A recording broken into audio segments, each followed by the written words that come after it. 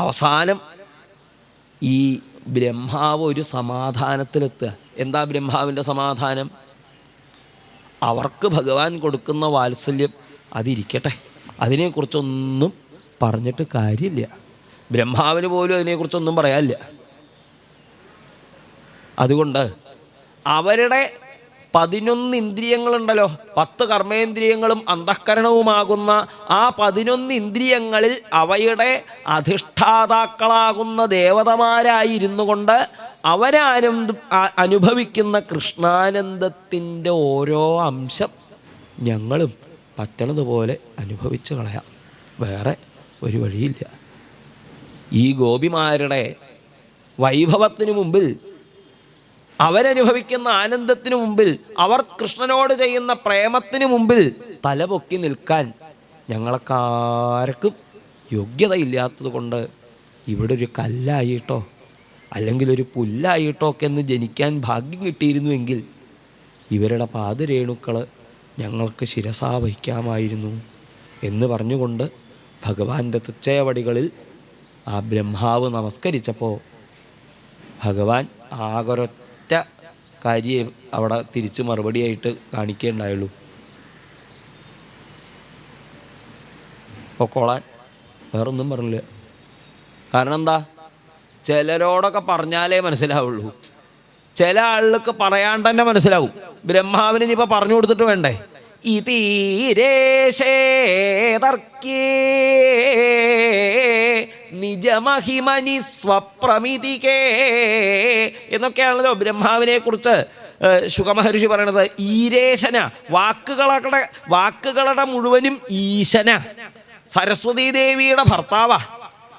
അങ്ങനെ ഇരിക്കുന്ന ഈ ബ്രഹ്മാവിൻ്റെ മഹിമ എന്ന് പറഞ്ഞത് അതർക്യമായിരിക്കുന്നതാണ്, ആരാലും ചോദ്യം ചെയ്യാൻ പെടാൻ പറ്റാത്തതാണ്. പക്ഷേ പരത്രാജാത അതനിരസനമുഖ ബ്രഹ്മകമിതൗ, ബ്രഹ്മാവിൻ്റെ എല്ലാ അറിവുകളുടെ പരിധിയും അത് ഏതുപോലുള്ളതാണ്? ബ്രഹ്മാവിൻ്റെ അറിവിൻ്റെ പരിധി അതനിരസനമുഖങ്ങളായിരിക്കുന്നതാ. ഇതല്ല നേതി എന്നുള്ള വേദാദികളുടെ തന്നെ സാരമായിരിക്കുന്ന വിധത്തിലുള്ള അറിവാണ് ബ്രഹ്മാവിനുള്ളത്. ആ അറിവുകളെ കൊണ്ടൊന്നും അന്വേഷിച്ചാൽ കിട്ടാത്തതാണ് ഭഗവാന്റെ മഹിമ എന്ന് ബ്രഹ്മാവ് പോലും തിരിച്ചറിഞ്ഞു എങ്കിൽ അതിനെ അന്വേഷിക്കാൻ പുറപ്പെടുന്നതിനേക്കാളും ഭേദം എന്താ? അതിനെ എങ്ങനെ ആസ്വദിക്കുക, അതാ നല്ലത്. കൃഷ്ണമഹിമകളെ, കൃഷ്ണാനന്ദത്തെ അങ്ങനെ ആസ്വദിക്കുക, കൃഷ്ണകഥകളങ്ങനെ കേൾക്കുക, കൃഷ്ണനെക്കുറിച്ച് അങ്ങനെ പാടുക, കൃഷ്ണനെക്കുറിച്ച് അങ്ങനെ പറയുക. അന്വേഷിക്കൊന്നും വേണ്ട. ഹൃദ്യവരുദ്ധ്യത, ഭഗവാൻ ഇങ്ങോട്ട് കയറി വന്നോളും. അനുഭവം നൽകാനായിട്ട് ആ കാട്ടിൽ കഴിഞ്ഞുകൂടിയിരുന്ന ധേനുകാസുരൻ്റെ കഥ കഴിപ്പിക്കണു ഏട്ടനെ കൊണ്ട്. പിന്നീട് അഹങ്കാര ഭണങ്ങൾ ഉയർത്തിയിട്ട് കാളിന്തിയിൽ വിഷം കലർത്തിയ, പണ്ട് സൗഭരി എന്ന് പറഞ്ഞിട്ട് ഒരു മഹർഷി യമുനയിൽ തപസ് ചെയ്തായിരുന്നു. അപ്പം അക്കാലത്ത് ഈ യമുനയിൽ വന്ന് മത്സ്യം പിടിക്കുന്ന ഗരുഡനെ കണ്ടപ്പോൾ ഈ മത്സ്യങ്ങളുമായിട്ട് ഇദ്ദേഹം വലിയ സൗഹൃദത്തിലായിരുന്നു.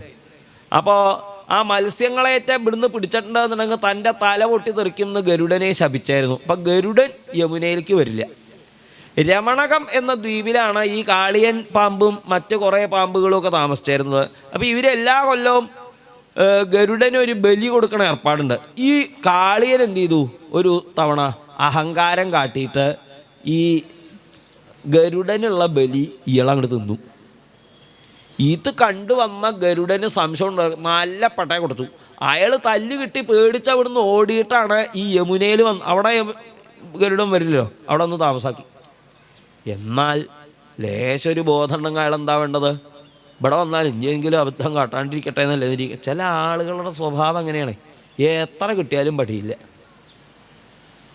അവിടെ വന്ന് യമുനയിൽ വിഷം കലർത്തി. ആകാശത്ത് കൂടെ പറന്നു പോകുന്ന പക്ഷികൾക്ക് പോലും സമാധാനമായിട്ട് പറക്കാണ്ട് അവരൊക്കെ കീഴ്പ്പെട്ട് വീഴുക. യമുനയിൽ പോയി വെള്ളം കുടിക്കണവരൊക്കെ മരിച്ചു പോണു.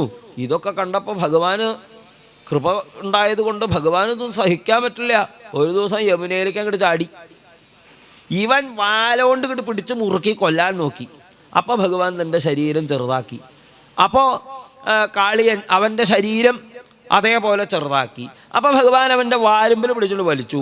അവൻ്റെ മീതയൊക്കെ വീണ്ടും ചാടി കയറി വഴുക്കപ്പാറ പോലുള്ള അവൻ്റെ ശിരസിൽ ഒന്നിൽ ഭഗവാൻ ചവിട്ടിയപ്പോഴാണ് അവൻ്റെ ആ വാല് പിടുത്തം അത് നന്നായി എന്തായാലും വീഴാണ്ട കഴിഞ്ഞു.